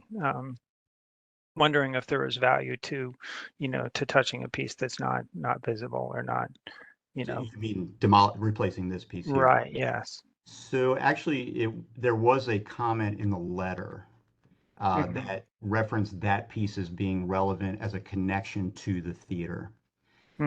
So we respected that and retained that in our hybrid approach. The other component for us is right now that is existing classroom space. And it may not hurt us to keep that as swing space during our while occupied construction process. But again, our conversation here is about scope, and if you guys are okay with us touching that in our scope, that will give us the flexibility to keep it if we can and eliminate it if we find that we need to once we get into full design mode. Can I see the site plan again, please? Yes, sir. Oh, my apologies. Oh, there we go. Mm-hmm. So, you don't really drive in there. No. And Chris is right. You don't see it because it's behind the houses and there's significant topography down into here. I will note, though, that we shouldn't only privilege car views. There is significant community access to the school site from the Six Bridges Trail that goes along the creek. So not that I'm saying, don't mess with the back of the building, but, we should not just be, privileging a car view. Pedestrian views are also important on this site. So that is a great point. Thank you. Of the back of the building, this was a locker room addition, not original, and this is the 1969 edition. That doesn't. It mimics a little bit of the historic material, But you can see that they infilled it with brick instead of stone, the way the historic. So it, it, there's very, with the exception of the theater entrance, there's very little on the rear facade that is historically still visible. Yeah, one thing that I would note that at the end of the main Cedar Avenue, you know, with the ribbon windows, there is in a sense of tower that also has glass block windows, Yep. you know, on the edge, and so you know, not having a facade-ectomy preserves Right. that Yeah, component as well. Yeah, that component right there. definitely want Yeah. to preserve that. Absolutely. Yeah. Yeah, it just and it just seemed to me that that link that that runs back to the auditorium, it just seems like that is, I would bet that probably 95% of the students that have gone to the school have never seen that side of the building, except for some of those that may have gone through there on a running course. Yeah, And I'd say 95% of the community or more has not seen that side of the building as well. So Yeah, it's like a back parking lot. Yeah. that This is faces a it. It's- mechanical, Yeah. Right. mechanical zone Yeah. back here, service zone. Yeah. for service trucks, yeah, deliveries. So, commissioners, any other thoughts? The questions in terms of how much feedback you got from the community after the second community meeting.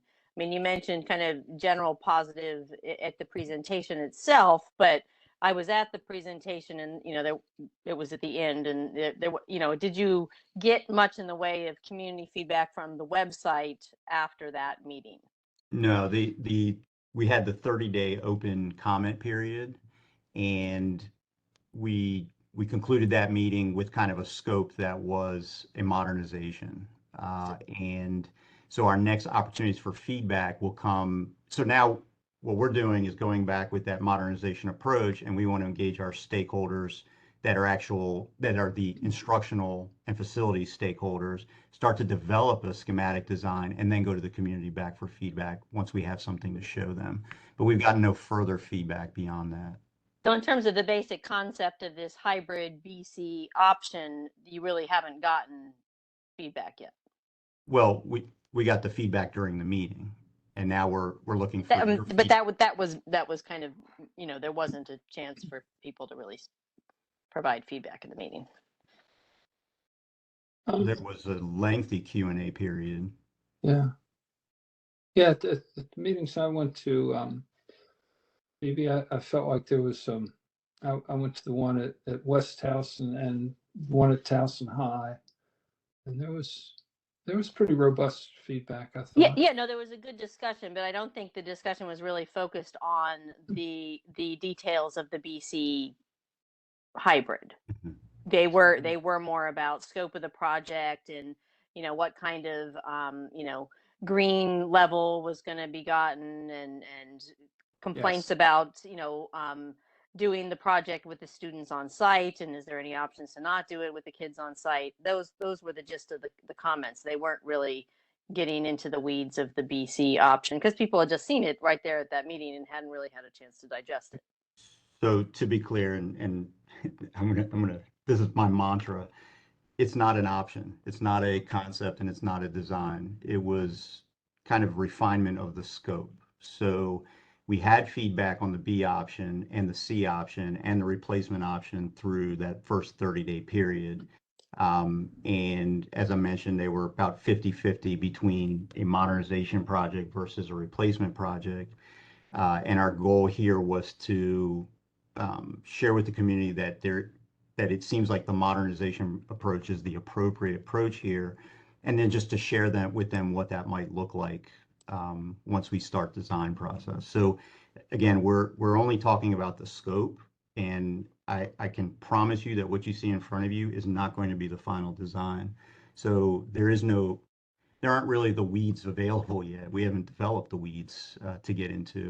That will be developed in schematic design and then shared and get feedback on that at that point in time. So, Rand, just to be clear on what you're asking of us tonight. So to Chris Partz's comment about the connector piece, we may have an ambivalent answer on whether, in other words, our ultimate answer might depend on how important your team thought it was to pull that space out and do new construction there. And I don't know how tightly we can define that for you tonight. The other thing I think we hadn't talked about yet is just, and I think that you identified in one of the meetings, is that we do have a 4-story height restriction. Is that correct? I Yeah. don't know that that's the case. Dave, are you online? Or if you can. I don't recall the zoning restriction. I don't recall that being Okay. a Yeah, and I guess I'm just, I don't know what that means for the design, but if you're looking for planning a more compact footprint, Sorry, yes, that's you're correct. 4-story is the max. okay. All right. Okay. I have a question. Has the commission already or maybe staff already has given a reading on the sections of the buildings that are most important to preserve? I mean, are we saying that basically the L and the I guess it's the gymnasium or theater, I forget. Theater. Theater. If these are the most important critical ones to preserve, or is there more that is there other areas that are being lost, other views, other facades that are being lost that I think part of the what the preliminary thought was on it, Lily, and we're happy to consider other things, is that the other parts in the back, because they were later additions primarily, are not really something that's important to the integrity of the historic importance of the building. So I think we were focused on the L and the auditorium, which were more of the original parts and had a distinctive stonework. And I guess my question was if that leg of the L is really a critical piece of that. That's element. come up in other discussions, and that would be something for us to decide.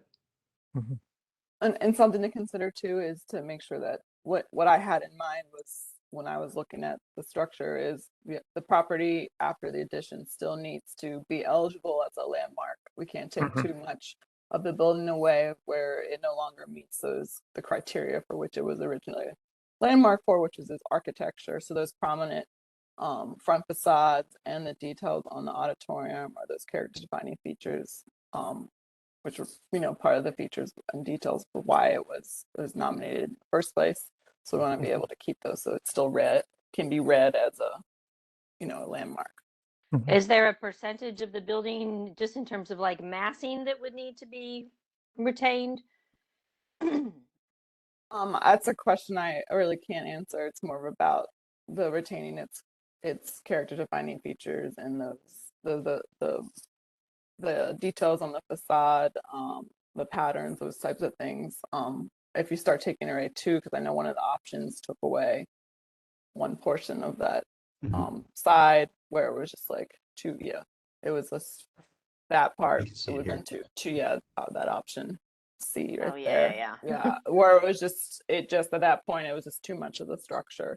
Where I would not, if I was reviewing that as an architectural historian for to nominate it for something, I wouldn't recommend it to be eligible because of the lack of just lack of the building. And in that part they looked very disconnected, and that was my point from each other. It's two pieces. Yeah, so that the footprint is in a sense important to convey the massing and the original structure. So that L is an important component of the footprint. Yes. Yeah, and just a reminder to everybody, of course, on the commission, I think you already know this, but any who may be listening with us, we are exclusively concerned about the exterior, not interior as a landmark issue. The interior, essentially, they can work their magic to make it a wonderful educational facility. And if that requires changing floors, walls, doors, they can do that without our review.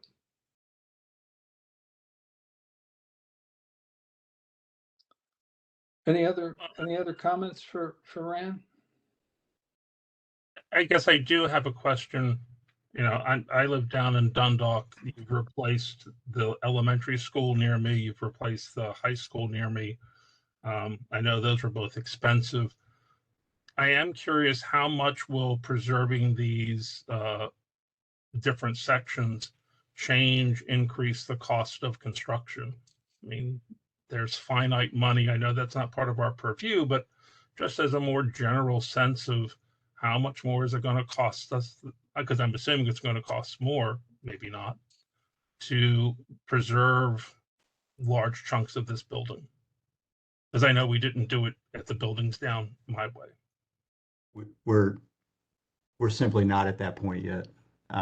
As we start to develop a true schematic design, we will get cost estimating later on in the process.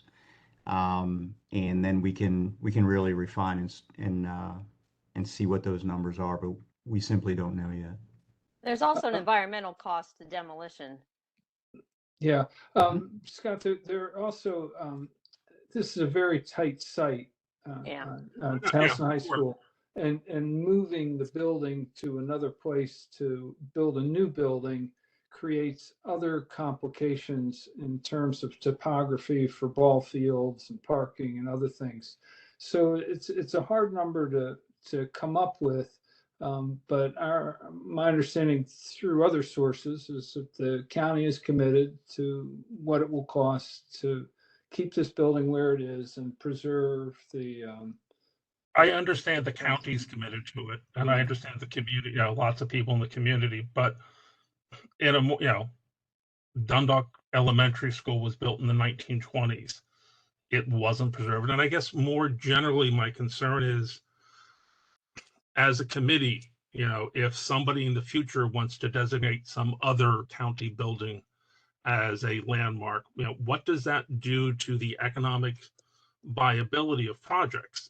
If we have to spend $100 million more in Towson to meet the historic preservation, well, that comes out of something else. That's a project that doesn't get done, or another thing that happens later. I know that we always say we're not supposed to talk about, but when it's a public building, etc., I think we should be thinking about that, because that somebody else will pay for that. Scott, I just think we're a little early to start talking about that. He hasn't even done a cost estimates. And this may be a more cost effective, and it's more cost effective than what? It's, if we move to another site, because this is really a very small site, we're trying to have a compact building on it, there are other costs involved. And I get that. is maintaining historic landmark buildings in the county. And it's not always cheaper to do a correct landmark renovation to a project than it is another thing. We try to help as a county because we think that's important. So we give tax credits to people and makes it a little easier for them to do the more difficult things, which is to keep the historic fabric of our county and preserve some of the history of our county. And I think there is some value to doing it. I doubt seriously that it's $100 million delta, but I think let's let him do his homework and come back to us with a sensible design that works within the budgets of the county. And Scott, if I could footnote that too, having been involved in this discussions on the school for some period of years, that question has come up and has been talked about. And I don't know what numbers were, what or if they had any hard numbers, but yes, that was a value question that was discussed as they went forward with the idea of rehabbing and rehabilitating this school. So I don't know what, I just know that conversation was going on somewhere. So it has been talked about. Yeah, there are also some differences with Dundalk. That was a contributing building to a historic district. Dundalk Elementary itself was not landmarked. In this case, Towson High as a building itself is landmarked. But I think that's just reflects differences. Towson is a more upper middle class community. You had people who knew enough to be able to put it in. I suspect if there had been people in Dundalk, they could have done the same thing, or Catonsville, or we have lots of old schools. That would have had a real ripple effect on. So I understand the technical reason why they were able, they didn't have to come before us, but just the more philosophical was people in Towson had the wherewithal and the thought to go ahead and do it. Yeah, we actually have Carol Allen, former LPC member, to thank for Towson High and several other Towson properties being on the landmarks listing. When Carol was president of Historic Towson, before she was on the LPC, and I think that's probably what contributed to her being named to the LPC, nominated, I think, a group of 20 properties or something like that in the Towson area as individual landmarks. And at the time, there was no objection from the county or the school system for this being added. The only property in that bunch that had any kind of objections were the Ma and Pa Railroad abutments in, in downtown Towson.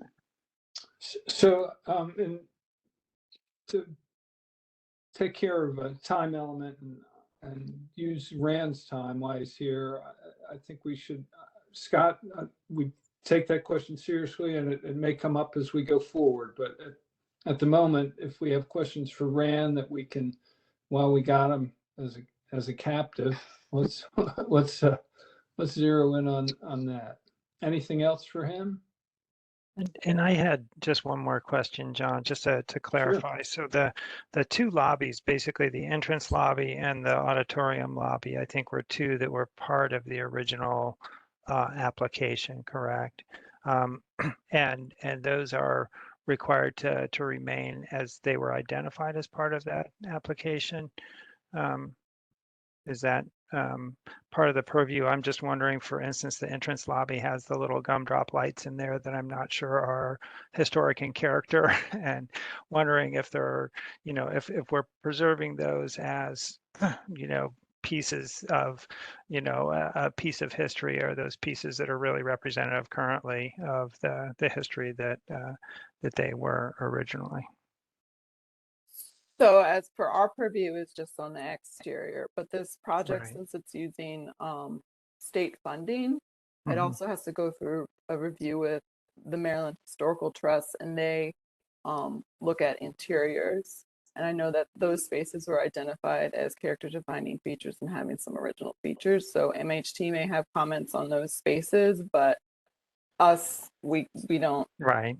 have any comments on the interiors. We could give advice. We could say that these are nice things, preserve them if you can. We can't insist on it, but we could make a comment on it. So Rand, tell us where you go from here.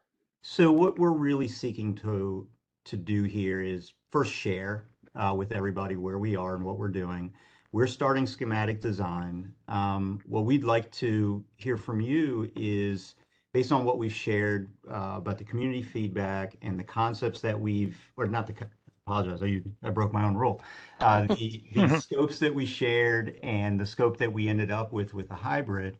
As we're starting, do you see a scope like of this magnitude in this project, something that you would support once it got to you? We don't want to go through an entire design process, submit for permit, and then have an issue. We want to engage you now and get that feedback up front.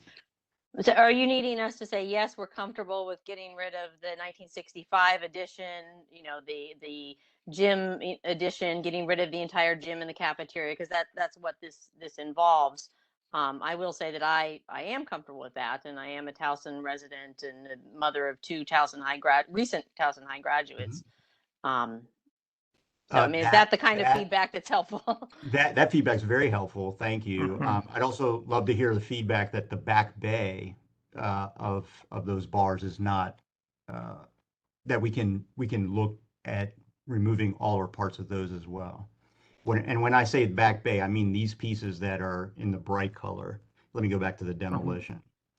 And again, as Yeah. I think Chris mentioned, the glass block stair and everything, and all the corners and the ability to see around the corner would still retain the massing that you experience today of Towson, and everything else would be constructed behind it. And that's, as I mentioned before, critical for us getting the types of adjacency of spaces that we need to accomplish for our next generation learning environments. Yeah, one comment on it. There's a tiny little greenhouse on the back of that, by the tower with the glass blocks. I don't know when that little greenhouse was added in terms of the history of it. It looks like that would go as well. Just if there's any knowledge about, when that was added. It's like a little one-story greenhouse type thing. I don't. It was, we understand that it was modified in the 1998 edition. Oh, okay. Yeah. No, the 1998 edition or renovation was horrible. No And- judgment. So Rand, I don't think we can give you a vote in the absence Understood. of more detailed drawings. But I guess I could canvas the sense of the meeting just as we're looking at this picture that's in our screen now. In that general vein, are commissioners comfortable with that? I am. I am, and I guess I would also add that I'm not confident that the L and the leg is a necessary piece to retain. I think that by the time, because of it not being visible and by the time it's renovated, if that's conceived or if that's perceived in your experience from the original Cedar Avenue to the auditorium walk, I think that would probably have very little, original character from that connection between those two by the time the renovation would be done. The only issue is it is a landmark building, and at some point we start to Right. lose, we don't have enough of it left. So there Mhm. may be a good reason to do it. I think if it works, if it's right swing Yeah. space, there may be other reasons to do it. If he comes back and says, we can't make this work, the only way to make it work is to demolish this, Mhm. we listen and Yeah. we'll Yeah, I would- evaluate then. But I think in general, this is a reasonable compromise. This hybrid Mhm. concept seems to make some sense. Again, the devil's in the details. I'd like to Yeah. see, Agree. how it looks, how they're working it, how it meshes together. But all will come in future phases. I think conceptually, this seems to make sense. I will add, I agree with those comments, but also to Scott's point, the L might be a place where if that's more economically viable to take that down, that may make. It might also be more economically viable to keep it Keep because it, it's swing exactly. Yeah. space. Yeah. We Right. don't Yeah. have swing space. So Um, No, that's something, I think we're open to it, but I think in Mhm. general, I think it makes sense to keep what you can that makes sense. And if it doesn't make Absolutely. sense, then you talk to us about it. Yeah. Caitlin, can you speak to if that short end of the L, if it were to have kind of a facadectomy, how might that kind of impact the National Registry eligibility? Well, I mean, currently it's already eligible for the National Register. I Um, mean, I would need to look back at photos. I mean, and in my looking at it didn't have all of the actual buffering. I don't think we can answer that question. Yeah, it's hard to Okay. answer, and I mean, also it We've depends got to what see gets how actually how he the designs it. designs. Yeah. Mhm. Let's wait Caitlin and see. and John, I have this thing open on Google Earth if you want to take a look at it real quick. Mhm. Is that a yes or Hold on, I gotta switch presenter mode. Sure. yeah. There you go. You can share your screen now, Chris. Can everybody see my screen? There we go. Yeah. So there's the end that you were talking about right there. Mhm. Yeah, the Yeah. little greenhouse there. I don't think you're going to get resistance from anyone about removing this piece. Mhm. Yeah, no, nobody, Correct. the Right. 1965 library edition, yeah, nobody. Yeah. And then speaking to this is the L that everybody's talking about right there. Mhm. Yeah. Yeah. And it's really, it's a back parking lot. There might be some dumpsters back there. Students aren't really going back there. The public's not going back there. It's, it's additional parking. And it's so hidden by the trees and the slope from Cedar Avenue to go down there. Yeah, there's also a retaining wall. It's Right. it's Yeah. a sunken area. Again, we're not going to solve it today. I think we've given them a sense that it's keep it if you can. If it makes sense to not keep it, I think we're open to it. We're saying, Yeah. we're all saying that over and over. So I think And so Rand, when will you be back to us? That's a great question. So we're Is starting next the week schematic design now. It looks like we will be completing that sometime in the next number of months. I'm sorry, in May, the schematic design. So based on where we are at that point, we will learn a little bit more about what makes sense to do with that back leg of the L. And then we can talk to our client and determine what next steps are going to be for interaction. So it is the next time that anyone will, kind of see where you are in the progress, the presentation to BCPS in May to the board? Define anyone. We're obviously working with a great number of stakeholders to develop the design at this point. But well, essentially, and yes. like, I mean, public, we want to have a good cohesive solution before we share that with anybody. Yeah. Very good. Very good. Well, thank you so much, Rand. We appreciate it. Thank you. We really appreciate the interaction. And John, from the beginning of this process, we really appreciate all your guys' input, and Caitlin as well. Thank you. Commissioners, any final comments before I release everybody to the wild? Yeah, I'll just add one thing in terms of the gym probably has been renovated so much that very little of its historic, originality exists. I don't think anyone is really saying keep the gym, and the cafeteria is pretty dysfunctional and not really visible from the outside. Correct. Well, hearing no other comments, do I have a motion to adjourn? So moved. And a second? Second. And by voice vote, all in favor? Aye. Aye. Good night, everyone.